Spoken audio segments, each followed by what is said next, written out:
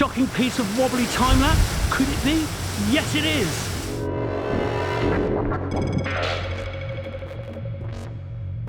And this week it's a short but special edition because I'm not actually here, I'm here.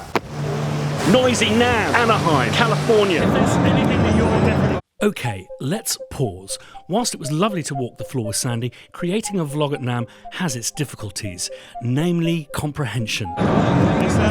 See, or hear rather.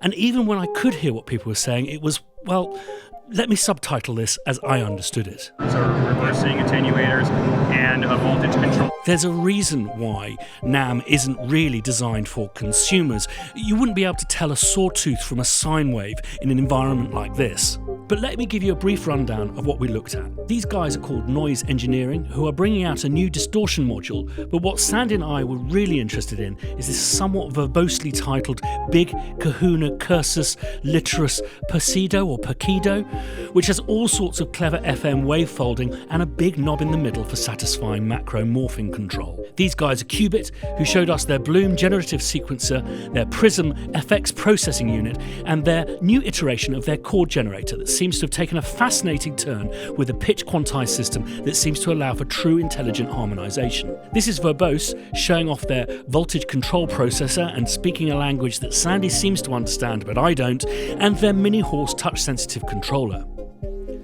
We looked around Elektron, who have just released a new device that seems to have done away with the deep dive into multiple menus found on stuff like the Rhythm and have gone for something wholly more intuitive, which may make me take the leap. The one thing that unified all of these booth visits is a passion for modular, a passion to innovate and a passion to be creative in the realm of technology.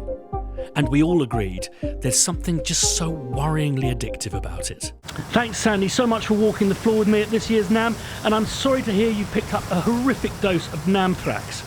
So I've got a kind of smaller dose of NAMMthrax, but I did come home to something exciting, so let's get down to the shed.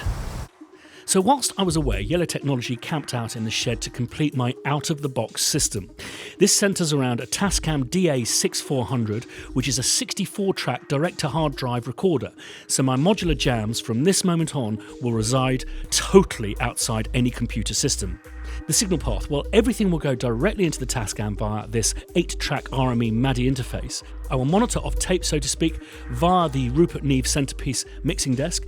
I can also use these inserts to send signals to my new lunchbox and mix these stems, some of which can also have an insert chain, which will then be recorded directly into my sound devices unit. This, at some point, will be replaced by a true tape-to-tape machine so that the signal terminates to analog. This has been very tidily patched together by those clever people from Yellowtech, with view to us creating a new patch bay environment that totally isolates my out-of-the-box system.